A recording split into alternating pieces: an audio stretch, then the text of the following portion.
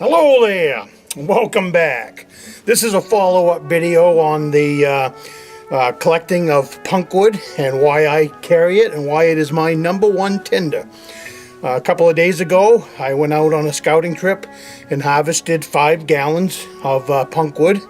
I brought it back here to the fire pit, and now I'm just going to go through the steps that I do and how I like my punkwood prepared. Now I like my punkwood to be big and chunky, and I want it dry. I don't listen to all that crap that's out there on YouTube. You don't want rotten punkwood when you pick it up. It'll go. I'm not saying you can't spend enough time on a fireplace that you can't dry it out and make some punkwood that'll work in a fire, some charred punkwood. But start out with good quality punkwood if you can. Now the reason I like mine chunky is I like to light it with a magnifying glass, but mostly I use it on flint and steel.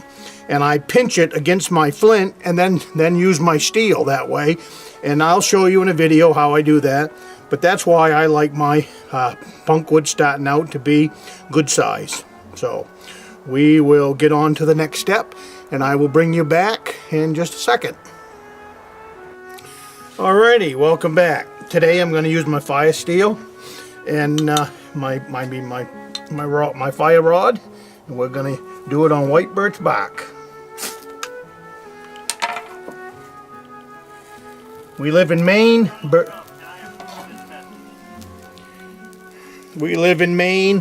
And birch bark is very handy. So that's why we use it so much up here.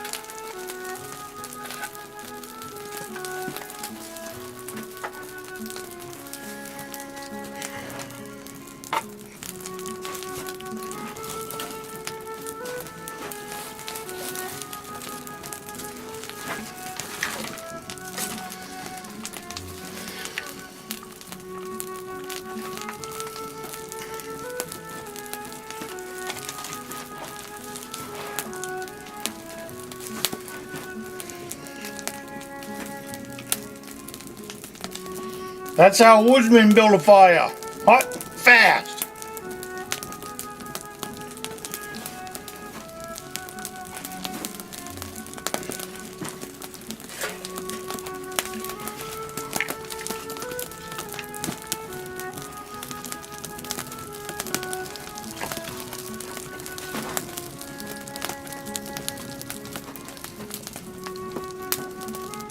I think I am going to back you up. You're a little too close to the fire. As I was saying, don't use, I've seen on YouTube that pick it up off the ground, all that crap. Get one that's on a stump that's standing, or a tree, a maple tree, something that is soft and squishy and dry. You can see that's just perfect punkwood for charring. That'll char up, and it'll take a spark from a flint and steel. It'll take it from a magnifying glass, and it's just plain good punkwood.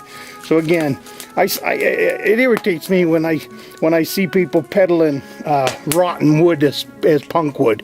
Rotten wood is rotten wood. This is punkwood. This is good punkwood. It's a sponge. All right.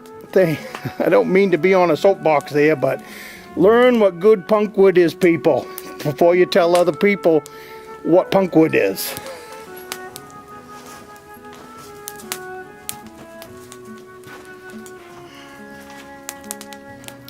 Alright, I have my punk wood prepared. It's in the tin. I like to do big batches. I like to have it on hand because you got to have that first fire mentality.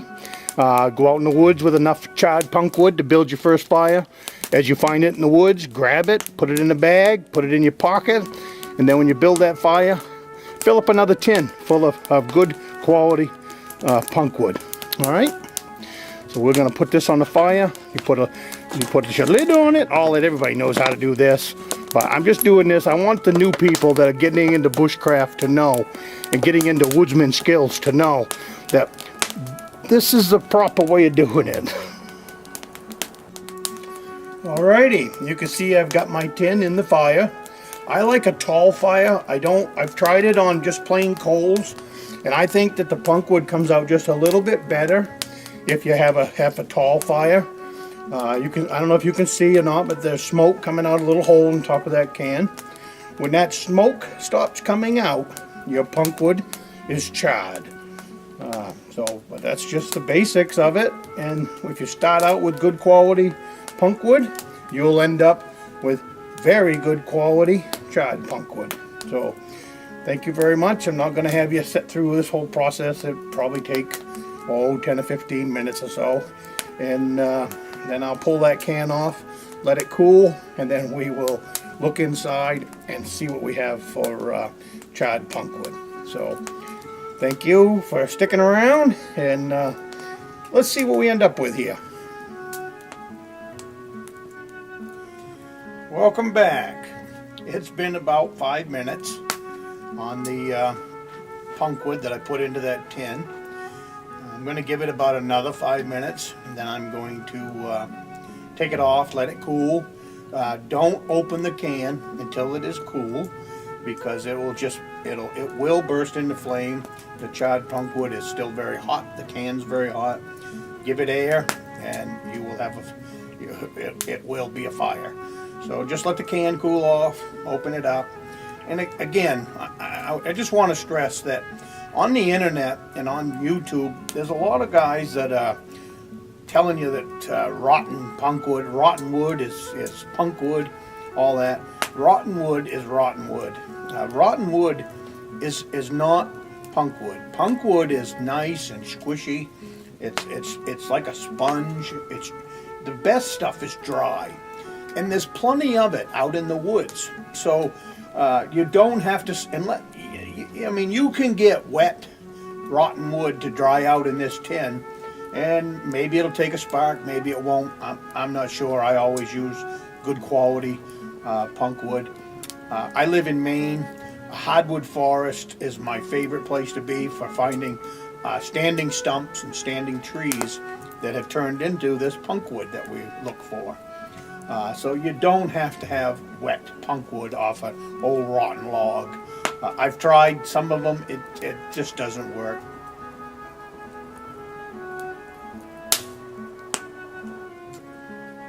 It's the same thing with char cloth. Woodsmen of the past would not been running around the woods with char cloth. That was for city people. That was for rich people that could afford cloth, number one. And number two, it would run out. I'm with the old woodsman. I don't carry anything in the woods that will run out. And then I'm lost. What am I going to do without char cloth? The woods is full of natural tinders and natural things that a woodsman of the past, he would have been searching that out. Why lug it when it's already out in the woods? So that's another thing for me is a real downer for char cloth. I know there's a lot of people that push the char cloth, but I think it's just because they don't know any better.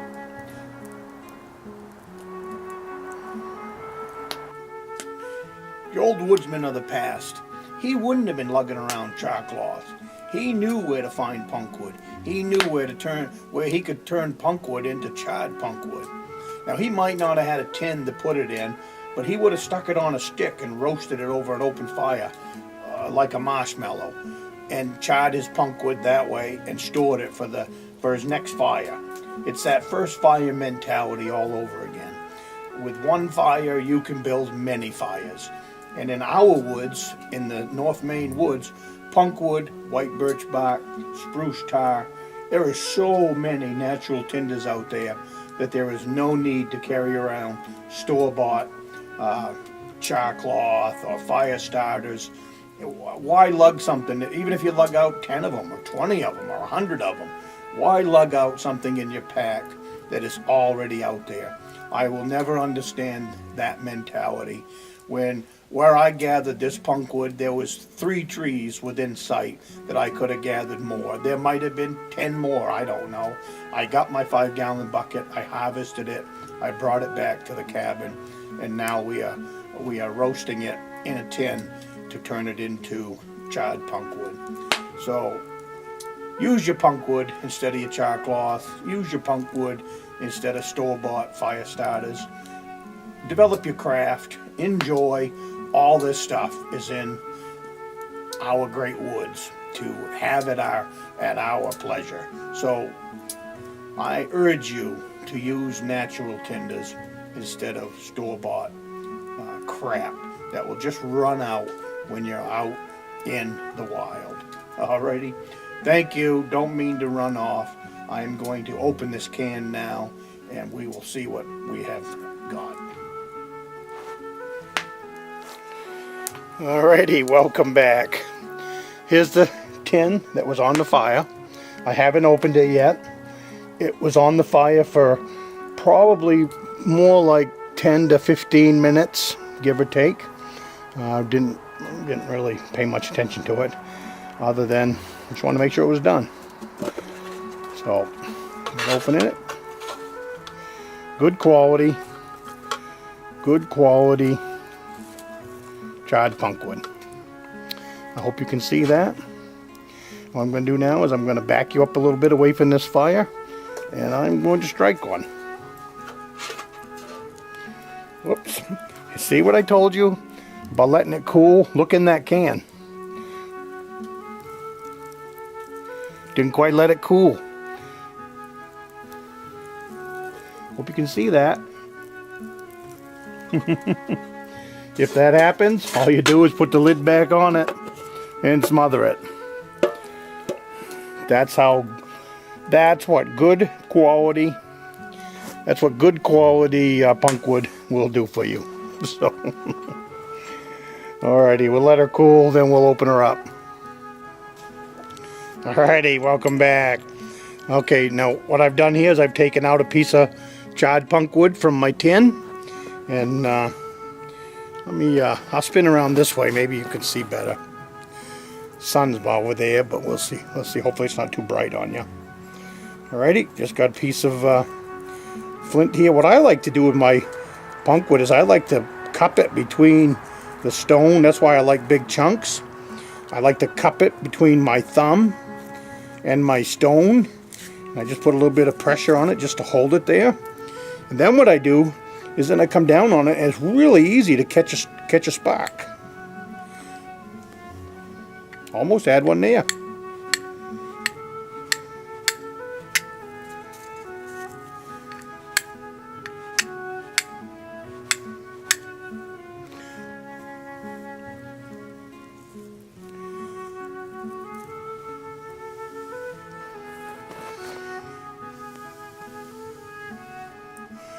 Hope you can see that.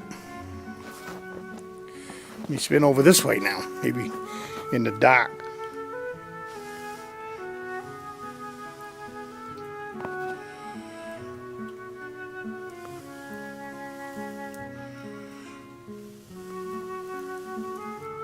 Hope you can see that. But that's how I like to light my punkwood. Alrighty. Thank you very much for tuning into this video.